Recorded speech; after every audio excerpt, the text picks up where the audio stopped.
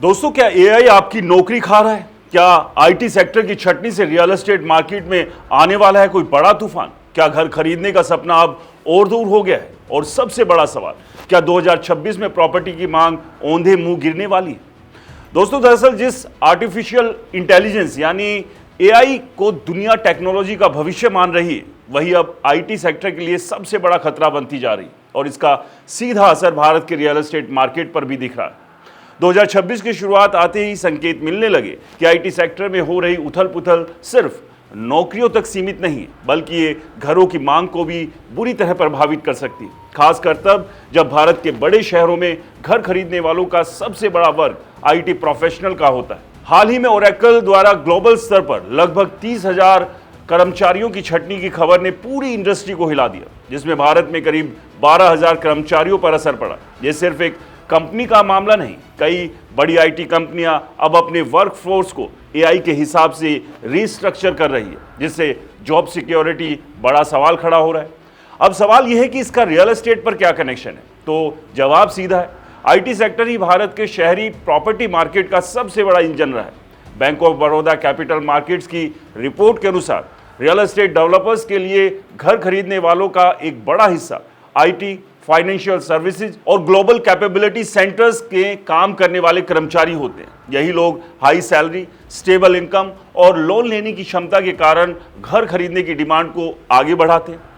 लेकिन जब इन्हीं सेक्टर्स में नौकरी जाने का डर बढ़ता है, तो सबसे पहले लोग अपने बड़े फाइनेंशियल फैसले रोक देते हैं और घर खरीदना उसमें सबसे बड़ा होता है।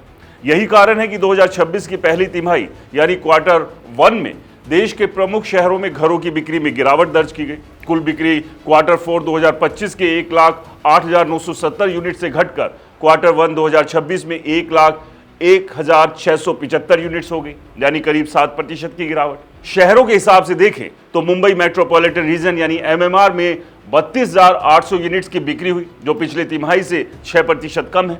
बेंगलुरु, जो आईटी सेक्टर का हब माना जाता है, वहां भी 5% की गिरावट दर्ज हुई और बिक्री 16,440 यूनिट्स पर आ गई।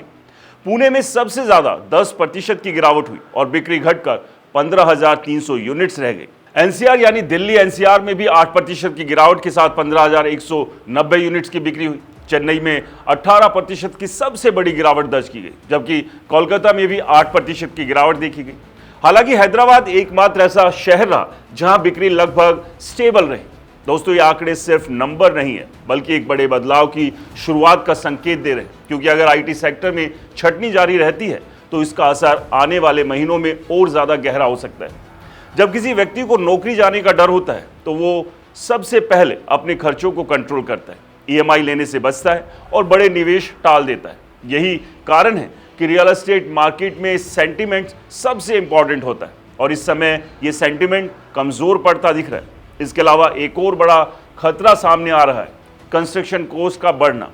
वेस्ट एशिया में चल रहे युद्ध के कारण सप्लाई चेन प्रभावित हुई है, जिससे स्टील और दूसरी कंस्ट्रक्शन मटेरियल की कीमतों में बढ़ोतरी हो रही है। इसका सीधा असर बिल्डर्स की लागत पर पड़ रहा है, यानी एक तरफ डिमांड घट रही है और दूसरी तरफ लागत बढ़ रही है। यह स्थिति बिल्डर्स के लिए डबल झटका जैसी है।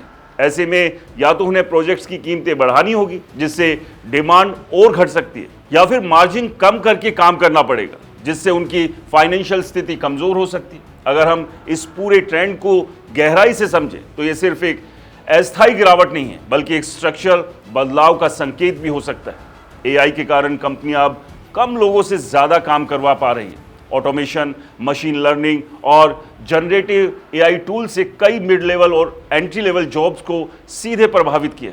दोस्तों, इसका मतलब यह है कि आने वाला समय आईटी सेक्टर में नौकरी पाना मुश्किल हो सकता है और जो लोग पहले से काम कर रहे हैं उन्हें भी लगातार स्किल अपग्रेड करना पड़ेगा।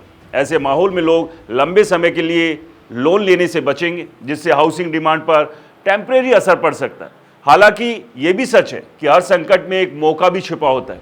अगर डिमांड घटती है और इन्वेंट्री बढ़ती है तो फ्यूचर में प्रॉपर्टी की कीमतों में स्थिरता या हल्की गिरावट यानी करेक्शन भी आ सकता है, जो नए खरीदारों के लिए एक मौका हो सकता है। लेकिन ये तभी संभव है जब आर्थिक स्थिति ज्यादा खराब ना हो और रोजगार बाजार पूरी तरह से ना टूटे। तो क्या इसका मतलब है कि रियल एस्टेट मार्केट क्रैश होने वाला है? दोस्तों, फिलहाल ऐसा कहना थोड़ी जल्दबाजी होगी, क्योंकि सालाना आधार पर देखें तो क्वार्टर एक 2026 की बिक्री अभी भी क्वार्टर वन 2025 के मुकाबले 9% ज्यादा है। यानी लॉन्ग टर्म में डिमांड पूरी तरह खत्म नहीं हुई है, लेकिन शॉर्ट टर्म में दबाव जरूर बना है। अब सबसे बड़ा सवाल, आपको क्या करना चाहिए? अगर आप इन्वेस्टर हैं तो आपको मार्केट के इस बदलाव को समझना होगा। बिना सोचे समझे इन्वेस्टमेंट करने का समय अब खत्म हो चुका है। लोकेशन, डेवलपर की विश्वसनीयता और भविष्य की डिमांड को ध्यान में रखते हुए ही फैसला लेना होगा। और अगर आप एंड यूजर है तो यह समय घबराने का नहीं, बल्कि सोच समझकर कदम उठाने का। तो दोस्तों, कुल मिलाकर एआई सिर्फ नौकरियां ही नहीं बदल रहा है, बल्कि ये पूरे आर्थिक इकोसिस्टम को रीशेप कर रहा है, और रियल एस्टेट भी इससे अछूता नहीं। आने वाले 1 से 2 साल ये तय करेंगे कि ये गिरावट एक छोटा सा झटका है या एक बड़े बदलाव की शुरुआत है। दोस्तों, क्या एआई की वजह से आपके रोजगार या नौकरी पर असर पड़ा है? हमें कमेंट्स कर अपनी कहानी जरूर बताएं। ये वीडियो पसंद आया तो इसे लाइक करें, शेयर करें और हमारे चैनल को सब्सक्राइब और फॉलो करना बिल्कुल ना भूलें। नमस्कार।